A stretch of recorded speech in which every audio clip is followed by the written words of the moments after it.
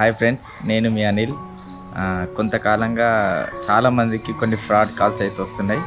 So రీసెంట్గా అయితే నాకు వచ్చింది టెలికాం సర్వీస్ నుంచి అయితే కాల్ చేస్తారు.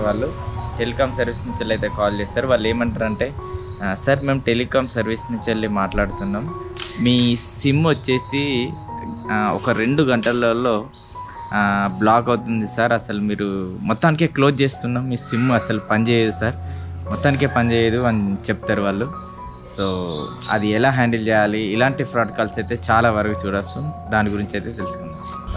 నేను ఒక ముఖ్యమైన విషయం గురించి చెప్పడానికి వచ్చిన, అదేంటంటే చాలా కాలంగా అయితే చాలామందికి, నాకని కాదు చాలామందికి టెలికాం సర్వీస్ నుంచి అయితే ఫ్రాడ్ కాల్స్ వస్తున్నాయి. సో ఎందుకు అంటే ఈ ఎలక్షన్స్ వల్ల సో ఎన్ని నెట్వర్క్స్ ఉన్నాయో వాళ్ళందరి నెంబర్లు అయితే వాళ్ళు తీసుకొని కాల్ చేస్తారు.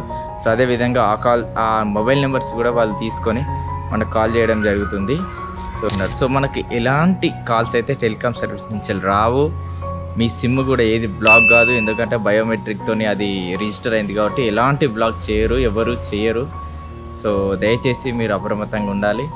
వాళ్ళు కాల్స్ ఎలా వస్తాయంటే, ముందు ఫోన్ వస్తుంది. సో హాయ్ సార్, మేము టెలికాం సర్వీస్ నుంచి వెళ్ళి మాట్లాడుతున్నాం సార్, సార్ మీ సిమ్ 2 అవర్స్లో బ్లాక్ అవుతుంది, ఎందుకు అని అడిగితే, సార్ ఇట్లా మీ సిమ్ నుంచి వెళ్ళి ఫ్రాడ్ మెసేజ్లు చాలామందికి పంపించారు సార్, మీరు యాజ్ పర్ ద వయలేషన్ చట్టానికి విరుద్ధంగా మీరు మీ సిమ్ నుంచి వెళ్ళి చాలా కాల్స్ చేస్తారు, చాలా మెసేజ్లు వేరే నెంబర్కి పోయినాయి సార్, సార్ అది మీరేనా సార్, ఇది వేరే నెంబరు, ఇది మీదేనా sir, alternate mobile number sir, మీ నెంబర్ కన్ఫర్మ్ చేయగలరా అంటే ఇలా చెప్తా అంటారు. సో తర్వాత ఏమంటారంటే, సార్ మీరు 2 గంటల్లో అవుతుంది, మీరు కేసు ఫైల్ చేయాలి సార్, దీనికి పరిష్కారం ఏంటంటే పోలీస్ కేసు ఫైల్ చేయాలి సార్, అట్లా చేసినా కూడా కొంచెం తగ్గే అవకాశం ఉంది సార్ అని చెప్పేసి అంటారు. సో సేమ్ మనకు ఎట్లా కంపెనీ కాల్ లాగా వస్తుంది, సార్ మేము టెలికాం సర్వీస్ నుంచి మాట్లాడుతున్నాం సార్, మీ సిమ్ 2 గంటల్లో క్లోజ్ అవుతుంది, సో చెప్పడానికి చేసినాం సార్ మీకు అని మాట్లాడతారు. ఇంకొక కాల్ వస్తుంది. అన్ని కాల్స్ల తర్వాత మనం ఏవన్నీ కట్ చేసిన తర్వాత మళ్ళీ ఒక 2 గంటల తర్వాత మళ్ళీ ఒక కాల్ వస్తుంది, ఆటోమేటెడ్ కాల్, అది సిస్టమ్ కాల్ అన్నట్టు. సో ఎవరు మాట్లాడారు, రికార్డ్ అయి ఉంటుంది. ఎలా రికార్డ్ అవుతుంది అంటే, సార్ మేము Mumbai commissioner police sir, Mumbai police నుంచి మాట్లాడుతున్నాం, మేము మీకు ముంబై పోలీస్ కమిషనర్ నుంచి మాట్లాడుతున్నాం, మీ సిమ్ బ్లాక్ అవుతుంది, మీరు చట్టానికి విరుద్ధంగా కొన్ని చర్యలు చేసిరు కాబట్టి మీ సిమ్ని బ్లాక్ చేస్తున్నామని చెప్పేసి వాళ్ళు రికార్డెడ్ కాల్, అది రికార్డెడ్ కాల్. దానికి అలా రికార్డెడ్ కాల్ వచ్చిన తర్వాత మీరేం భయపడాల్సిన సంబంధం లేదు. దయచేసి మీరు టెలికాం సర్వీస్ నుంచి ఎలాంటి కాల్ వచ్చినా పక్కన పెట్టేయండి, దాన్ని అస్సలు పరిగణకు తీసుకోకూడదు. ఎందుకంటే ఫస్ట్ ఏం చెప్తారంటే, ఇట్లా చెప్పిన తర్వాత సార్ ఏంటి సార్ పరిష్కారం, మరి మాకు ఎలా దీన్ని తప్పుకోవాలి సార్, మా సిమ్ మాకు కావాలి, ఎందుకంటే అన్ని బ్యాంకులలో ఇచ్చినాం, చాలామందికి తెలుసు మా సిమ్, ఇప్పుడు సడన్గా ఒక సిమ్ పోతే ఎలా సార్ అని మీకు డౌట్ రావచ్చు, మీరు భయాందోళనలకు వెళ్తారు. సో అప్పుడు ఏంటిదంటే, ఏం లేదు, జస్ట్ పక్కన పెట్టేయండి, ఏం కదా, కాల్స్ చాలా కాల్ చేస్తారు, అలానే అంటారు, వదిలేస్తారు అంతే. మనకైతే టెలికాం సర్వీస్ నుంచి ఎలాంటి కాల్ వచ్చినా కూడా మీరు పక్కన పెట్టేయండి. మీరు వాళ్ళు ఏమన్నా అడిగితే, సార్ మేము మా నియరెస్ట్ పోలీస్ స్టేషన్కి వెళ్తాం, థ్యాంక్ యూ సార్ అని చెప్పేసి మీరు పెట్టేయండి. మీరైతే అస్సలు భయాందోళన చేయకండి. సో ఒక్కొక్కసారి ఎలా అవుతుందంటే,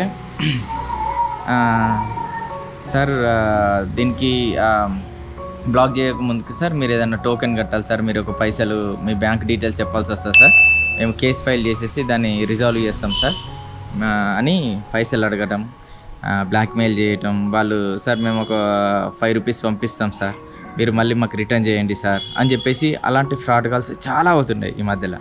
సో చాలామంది విలేజ్లలో అయితే చాలామంది ఉండని ఉత్తగానే మెసేజ్ వస్తుంది, సార్ ఓటీపీ చెప్పమంటారు, పైసలు కట్ అవుతాయి, సార్ ఓటీపీ చెప్పండి సార్. ఇప్పుడు తెలియని వాళ్ళకి ఎలా సార్, నిజమే కావచ్చు సార్, వాళ్ళు ఎట్లా అంటారంటే, సార్ మేము వేరే డిపార్ట్మెంట్కి ట్రాన్స్ఫర్ చేస్తున్నాం సార్, టెలికాం ఇంగ్లీష్ మీకు రిజాల్వ్ చేసే డిపార్ట్మెంట్కి ట్రాన్స్ఫర్ చేస్తున్నాం సార్, అక్కడ మీరు రిజాల్వ్ అవుతుంది అంటారు, అక్కడ కాల్ చేస్తున్నా సార్, మీ పేరు చెప్పండి, మీ మొబైల్ నెంబర్ చెప్పండి అని చెప్పేసి మీ బ్యాంక్ డీటెయిల్స్ అడుగుతారు. బ్యాంక్ డీటెయిల్స్ కూడా అడగరు, వాళ్ళకి మొబైల్ నెంబర్ ఇచ్చినా సరిపోతుంది, ప్లస్ నేము.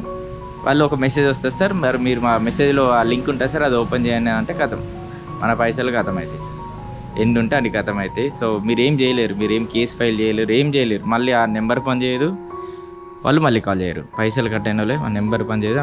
అట్లాంటి ఫ్రాడ్ కాల్స్ చాలా ఎక్కువైనాయి. మీరు దయచేసి అందరు అప్రమత్తంగా ఉండాలి.